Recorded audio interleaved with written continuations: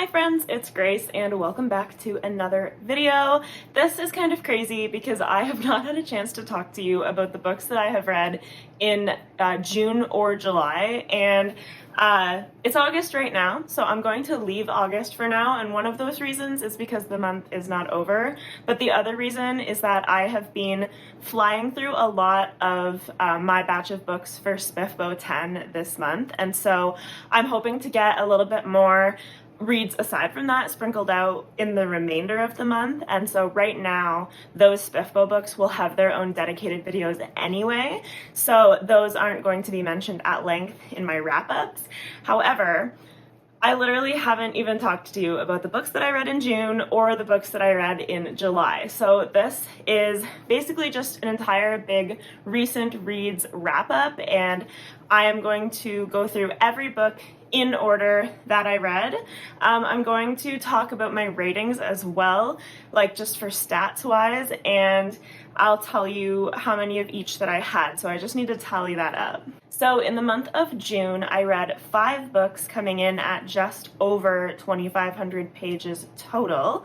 My average rating is a 3.8 star overall, and in that month I had 1 3.25 star, 2 3.5 stars, 1 4.25 star, and 1 4.5 star. And then in July, I read 6 books that ended up coming in around the same page count overall, like around 2,500 pages. And my average rating was a lot higher in July. It was 4.33. So I had actually nothing below a 4 at all. I had 2 4 stars, 2 4.25 stars, 1 4.5 star, and 1 5 star. So I guess I didn't really realize this, but looking back, I've been going through a little bit of a 5-star slump recently. Like, I've had some highly rated books that haven't been 5 stars, but only 1 full 5-star in June and July, and I will definitely talk to you guys about what that one is. We also have quite a variety of genres that I've read in the past 2 months, most of them being fantasy, but we do hop around a little bit, and one example of that is the very first book that I finished in the month of June, and that was Alone with You in the Ether by Olivia Blake. And this is actually my first time trying out an Olivia Blake book. I've had the Atlas 6 on my shelf for quite a while, but something was just kind of calling me about this one. I've also had this on my shelf for a while, where I bought 2 of her books because I was interested in her stuff, and then they both kind of sat, and I was just in the mood for what I thought this was, sort of like a love story formed by 2 dysfunctional people, and I ended up giving this 3.25 stars, and I'm sort of accurate in the evaluation of what this book is in terms of the fact that it is like a love story between 2 dysfunctional people, but in my opinion, at its core, and this is really not just in my opinion, but just to be clear that it's my opinion, this is not a romance book. This is absolutely a literary fiction book that deals with the romance and the love affair between 2 people. And this was like, the writing was beautiful, but it was also very abstract, and the entire book as a whole, like, it just wasn't really my style.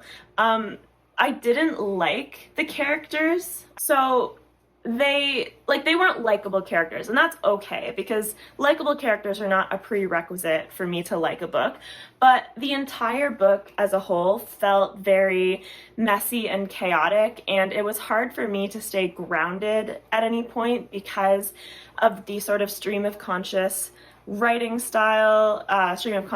I should say, and like a dreamlike quality to a lot of interactions, and both characters at times like getting inside their own heads, but in very abstract ways that I found it hard to follow completely, like everything that was going on, and I would get a bit confused because we're so deep into the character's own head and their own feelings that they're not necessarily connected to anything. Like, there is no plot really in this book. We are very much driven by these 2 characters, and so I think that for me, I lost the plot a little bit in terms of not being able to connect and ground the characters' emotions to the external relationship between the two of them or any sort of development. It didn't feel linear, and like all of these things that I'm mentioning, I fully recognize are reasons why other people or another person could love the book. And like, I definitely recognize that, but it's not my style. Next up, I read Blood of the Stars, which was the first book that I dove into for my Spiffo 10 books, and this is actually included in the review that I posted going through the first 3 books that I read out of my 10. So Blood of the Stars gets a much more in-depth review in that video, which I will leave linked in the description if you're interested in that. It is a high fantasy book. We have a prince, we have another female main character, and they knew each other as kids, but our female main character was kidnapped and taken by people who do not have her best interests at heart, and the prince, our other main character, had intended to protect her when they were younger, and he still kind of has a lot of regrets about the fact that she disappeared under his watch, even though he was also essentially a child at the time. He still holds on to that, and they are both deeply involved in the plot that ends up unfolding. And there's a magic system based on the stars and the sun, and magic that stems from that. It was a very intricate and interesting world building, and I enjoyed it. I wasn't as convinced and enjoying myself at the start of the book, but by the end I was invested. I thought it ended on a strong note, and the 3.5 stars is just kind of reflective of the fact that I did feel like parts of it were slow, but it convinced me by the end, so that just kind of balances out. But it was a solid read, and if you're looking for more details, like I mentioned, you can check out the full review for it. Then next up, we have by far the longest book that I read in June or July, which is probably not a shocker once you see what it is, and that is Deadhouse Gates, the second book in Malazan, Book of the Fallen by Steven Erikson. I gave this 4.5 stars, rounded up to 5, of course, on Goodreads. And this is a phenomenal follow-up to Gardens of the Moon, even though, like people say, you end up following mostly a different set of characters in a different part of the world in this book. I was a little bit thrown off because, or maybe it's actually the opposite of thrown off, because when people say that you switch gears, you follow a different set of characters in this book, truthfully, I was expecting to not recognize anything. However, we still have some overlap, and like, I don't want to say like, oh, if you're smart enough, you're gonna realize this, but at the end of Gardens of the Moon, it is made mention of the fact that there's political turmoil happening in other parts of the world, and knowing that you switch continents in this book, I was kind of like, okay, well, I can kind of see where we're going with this. There's a natural progression here, and you have recognizable characters, you follow a few of the same people. They may not have been your main characters in the first book, but you know who they are. For me, there was still completely enough groundedness and connectedness for me to like connect the 2 books together. And the investment, like the holdover was there, like I was still invested in what was going on, because it's not like it takes a complete leap, like totally different from what was set up already. This is still very much an extension of the entire like empire and how the world like is reacting to the Malazan Empire and like the geopolitical landscape. It's all part of the same thing. And this, like, I was engaged the whole time. It was a phenomenal read. I feel like I can't really talk about the events that happen in these books without spoiling anything, but I was personally very invested in the characters. We have some really honestly cool characters to follow, and we had people that interacted in really interesting ways and like push the plot forward even if they're not aware that they're doing so. And I just found it to be an extremely enjoyable experience, and I actually thought, having read this in June, that by this time right now I would have started Memories of Ice already, but I think that the better approach for me was to finish my Spiffo reads, just because I need to have those done in a timely manner, and then jump into Memories of Ice after, and I'm really looking forward to that. Next up, we have Finlay Donovan Rolls the Dice, which is the 4th book in the Finlay Donovan series. I gave this a 4.25 stars.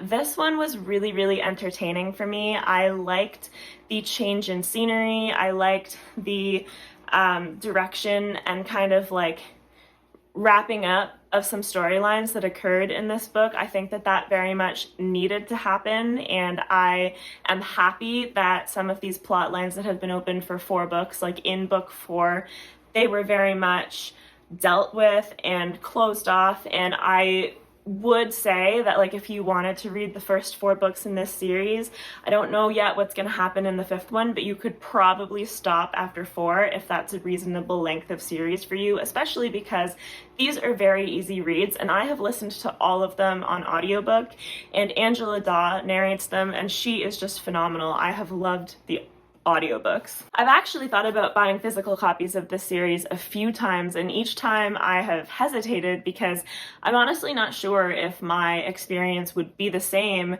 reading it physically, because I just feel like Angela Daw's voice brings so much to the story, and I love her narration, and I think that El Cosmano is so lucky to have her narrating these books, because she just does such a good job with Finlay and with Vero as the 2 main female characters. That just makes them so entertaining. And I was really pleasantly surprised by this, because I did feel like the 3rd book was not quite as good as the first 2, even though I still did enjoy myself. So I was kind of worried that the 4th book would take another step down, but I didn't feel that way. I really, really liked it. So if you're questioning whether you want to read that 4th book, I would personally recommend it. Next up, and the final book that I finished in the month of June, is All the Horses of Iceland by Sarah Tomy, and this is a 3.5 star read for me.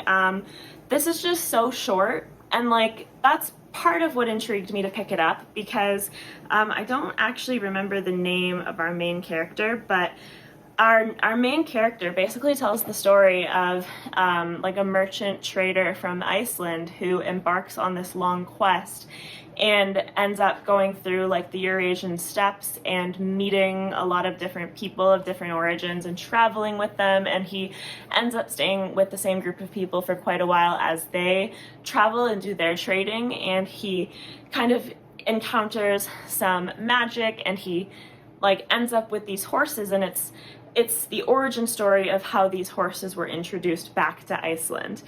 But it feels very old school in its storytelling style, which I completely respect in terms of what it's paying homage to. But for me, like an old style storytelling, like for example, what you get in Beowulf, it's so cut and dry that it doesn't feel like I can immerse myself in it. It doesn't feel like I can emotionally attach myself to the story. So the 3.5 for this kind of just reflects the fact that like it was cool, it was interesting, I like the mythological vibes, but in the end it kind of just felt like a story that I read. I picked it up, I experienced it, I put it down. I didn't really form an attachment at any point. And like that's what makes a book stick with me in the long run, is an emotional attachment to it, and I just didn't quite have that with this. Next up, we have shockingly the only full 5 star that I've given in the last 2 months. And looking back, I'm kind of like, maybe Deadhouse Gates could also be close getting up there to a full 5 star, but I gave it 4.5 stars when I finished it, and for now I will respect that. But my full 5 star, the first book that I finished in the month of July, is The Lions of Al-Rassan by Guy Gavriel Kay. And for those of you who also watch Ben's channel, which I hope is all of you, he just recently posted a video of his top 10 fantasy books of all time, and this actually made it onto his top 10 list of all time, even though we both only read it this year. He read it before me. But this book really blew me away. This is the first time I've ever read Guy Gavriel Kay, and he is somebody that I've wanted to read for a long time, so that's always such a great experience when something that you've been anticipating and have heard so much about actually does end up hitting really well, and this book satisfied me so much. So for one, I really love Guy Gavriel Kay's writing, like his actual prose. Very, very easy for me to read while also still having like a good flow, prose that feels very melodic and nice to read, and isn't like overly flowery by any means necessarily, but just kind of has a little bit of a flair to it. And you can also tell that Guy Gavriel Kay has some skill with poetry, because there are a few poems in this book that I really enjoyed as well. I don't know that much about poetry, so I don't know, like, I know my opinion has a massive grain of salt with it, but I enjoyed it. And his characters, like the three main characters in this book, are the focal point, and they are really, really phenomenal. And I suppose I should also say, before I go any further, that the most recent video that I posted is actually Ben, Bryce, and I chatting about this book. So if you are looking for more discussion on it and you haven't seen that video yet, that is the most recent video other than this posted to my channel. So please go check that out if you're interested in some more thoughts. We do have a brief spoiler-free section at the beginning, but then we got into spoilers after a few minutes. But this book, The Lions of Al-Rassan, is essentially an exploration of conflicts between Christianity, Muslim, and Jewish people in this. It's sort of like Spain. It's the Iberian Peninsula in medieval times, and I don't know exactly when and how much of this is true to real history, but all of this is absolutely inspired by those real religions and the real location of like Spain, Portugal, some of France. And the reason why the characters are such focal points and standouts in this book is because each of our main characters, Rodrigo, Belmonte, Aman ibn Khairan, and Yahan, they are kind of like representatives of each of their like religions and each of their peoples, and they are our conduit as readers to show how people, when they come before each other and form relationships sort of without judgment and without preconceived notions, really at the end of the day are just people and can get along with each other and can find common ground, even if they are from a different place, from a different religion, like whatever have you. It's a great example of how human connection can prevail and can form and will form between people. And that's what stands out to me the most. And I don't know, he just has such a way of weaving these characters, like they are driving a lot of the plot, but also in a very real way. In the end, they're not in control of anything, because in the end, forces external to them and the world kind of override what they would want. But it was a beautiful book, and it was incredible in my opinion. So if you are new to Guy Gavriel Kay or not, if you haven't read The Lions of Al-Rassan, you should give it a try. So there are a couple of books in between, but I'm just going to mention the two Spiffo books that I read in the month of July, because it's just kind of easier to keep them together because of that other review video that I have. And so the first of those is The Black Crown by John A. Douglas, and I gave that a 4-star. And in The Black Crown, we follow a half-orc, half-human prince. His name is Ragoth, and he is sort of forced into exile out of his home because of his heritage, and he goes on a quest, and he ends up finding some unlikely companions, and I really, really enjoyed that one. So that was a very solid book, well written, adventurous, fun to read. And then the other book that I read in July for Spiffo 10 is The Oathsworn Legacy by K.R. Ganji, and that was 4.5 stars for me, and I really, really enjoyed that one. The Oathsworn Legacy follows two brothers, Raleigh and Balin, and they lose their parents at a young age, and they become sort of like these monster hunter mercenary type figures where they kind of do like jobs for people, like they're getting paid, but a lot of the book is a monster of the week setup where we follow them through lots of missions. However, it's not just like episodic. Each segment kind of builds on one another, and as they build, you see that there is an underlying plot thread that eventually develops into something larger that becomes the main focus. So I really loved the Oathsworn Legacy. Absolute solid recommend on that one. And so both of those books are in that other review video along with Blood of the Stars. So I will direct you once again to that review video because I go a lot more in depth. I talk about my ratings for each of the categories, and it just has a lot more information. So aside from those Spiffo entries, there are 3 other books that I read in the month of July, and the first of those is The Midnight Feast by Lucy Foley, and I gave this 4 stars, and in the end, I don't think I really have that much to say about it. It was just like, I flew through it. It was a solid thriller that I was able to read very quickly. So the setup for this book is that there is sort of like an elite, like upper class getaway, like this cottagey type coastal resort called The Manor, and it is just opening. This is opening weekend, and everything has to be perfect for the owner, Francesca, and she just wants everything to be immaculate.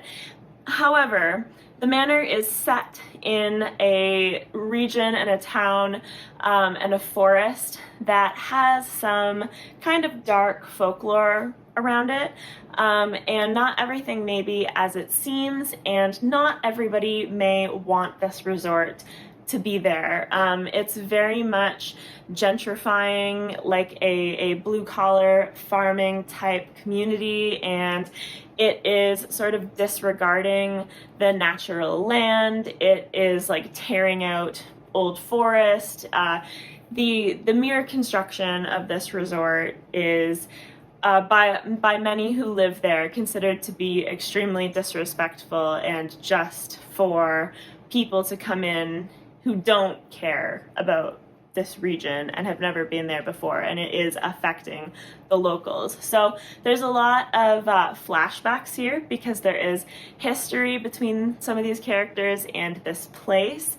And in the present day, things start to go wrong on this opening weekend, and it's not entirely clear why until we sort of unravel some of the mysteries surrounding some of these characters, and they're all kind of wrapped up in it. So like I said, I flew through this in like a day or two, and it's exactly what I want from a thriller in terms of the fact that I found it very tense, very quick to read, and just entertaining throughout the whole thing. Next up, we have Small Things Like These by Claire Keegan, and this is a very short book, and I gave this 4.25 stars. This book follows a timber merchant in a small Irish town, and it is nearing Christmas. It's getting to be the cold season. In this town, not everyone is well off, as this main character, he sells coal and timber, so as he makes his rounds of the town, he has kind of relationships with a lot of people. Not everyone can always pay him. He sort of deals with seeing a little bit more of the bleak side of people's lives sometimes. And it's very beautifully written. Claire Keegan has a talent for that, where she's able to just evoke such emotions. Even though she has sort of a simple style, she's able to just be very effective with it. And one piece of subject matter that ends up being quite important in here was something that I personally didn't even know existed in Ireland, and it is a horrifying concept that it did exist, but I don't want to mention it outright just because I don't know if this would have the same effect if you know exactly what it's about going in. I kind of enjoyed uncovering where his relationships were taking him and where his choices and trying to be a good person ended up, and especially since it's so short, I wouldn't want to take that experience away from anyone else. But it is a very beautiful book, and I am Foster is still my favorite of the two, but I am very much looking forward to reading more Claire Keegan. last but not least, bringing us to the end of the month of July, we have Pathogenesis by Jonathan Kennedy. And this I gave 4.25 stars. This is nonfiction, and this book is called A History of the World in 8 Plagues. And while I really enjoyed this and I thought that it was an extremely well-researched book, I will just start off with one of my complaints about it, which is that it's not accurate to call the book A History of the World in 8 Plagues, because the approach that this book takes to pathogenesis is time periods. So for example, you have Paleolithic plagues, and it goes into diseases, epidemics, whatever it is that we know throughout that time period. It did plagues of the Middle Ages, Neolithic plagues, Industrial Revolution plagues. And so really it's a history of the world in 8 a history of plagues in 8 time periods. And I mean, I guess that's not as catchy, but I personally was expecting to go into the book and get a chapter on the Black Death, a chapter on malaria, etc., if you know what I mean. And so the book takes just an entirely different approach, which is an equally valid approach. It's just that, I think it's very strange that the title doesn't actually reflect what's in the book. So I do think it's important to know that going in, because I do think that if you read this title, it's just not what you're getting. Now, in terms of what's good about it, is that, like I said before, it is extremely well researched. There is a lot of references used in the text and listed at the back. Definitely 40 pages of references at the back of the book. So I respect all of the work that clearly went into this from Jonathan Kennedy's perspective in terms of pulling all of this information together and tying it together coherently into these time frames and telling a story that is palatable to normal people reading it from a layman's perspective. And it's not, I suppose, completely from a layman's perspective. It is scientific in a sense, but it's obviously impressive to me that it's written like a book. It's not written like a scientific paper, and that makes it easier and more fun to read, but also makes it more challenging to bring the book and all the research together like that. So I thought that was very impressive. I did find it to be very informative. I liked how far back in time it went, and I do think that any book that's sort of like this, I think, falls into a trap of making a really good argument, but sometimes going a little bit too far to eventually fall into the suggestion that this argument that they're making then becomes the main contributor or the only contributor to events that are being discussed. And while I found it very enlightening to learn about how big of an impact plagues and diseases have had on shaping human history, I'm sure we can't fall into the fallacy of expecting that diseases and epidemiology are the only things that have shaped human history. But that being said, they clearly have been very important, and I think he did a really good job of relating that to every point that he hit, every time period along the way. It's clear how, for example, populations being destroyed by new diseases that are brought over by settlers then allows a different population of humans to come into power in that region, because the people that lived there before are basically decimated by diseases that they had not been exposed to before. A classic example that I knew of in North America is the first contact with indigenous peoples and how that ravaged their populations with European diseases. But I don't think I realized until reading this book how much it also happened when humans expanded throughout Europe and Asia. It was happening within those continents as well, and I don't feel like we hear about that as much, possibly because it took place so much farther back in human history, but nevertheless very interesting to learn about all of that. And honestly, just a very engaging book for me overall. I will say that the further we got, like the closer to the present day in human history, most of the focus was on the US and the UK. And given the like arguments and focus that the author chose, like I understand why he was using these countries to make these points. Like, for example, the fact that the UK and France had some of the first sewer systems. So when you talk about like impacting the spread of cholera, having actual good sewage systems was an incredibly important factor when it came to not drinking contaminated water, stuff like that. However, I still felt like I would have liked it if the spotlight was spread a little bit more, if we had some examples from other parts of the world. But overall, I gave it a 4.25 star because I thought that it was still a really, really good book. And so if you're interested in that type of thing, I do think that this is a great book to pick up. Okay, so those are all 11 books that I read in the months of June and July. I hope you enjoyed hearing me talk about them, and if you have read any of them, please come chat with me in the comments about them. I would love to hear from you, and if you're interested in reading any of them, or if you have any recommendations for me, please let me know based on any of these. And yeah, even if you just want to chat. So that is going to be it for this video. Please like if you liked it, subscribe if you'd like to see more content from me, and as always, I'll have mine and Ben's Discord and my socials linked in the description if you're interested in any of that stuff, and I hope you have a fantastic rest of your day. Bye!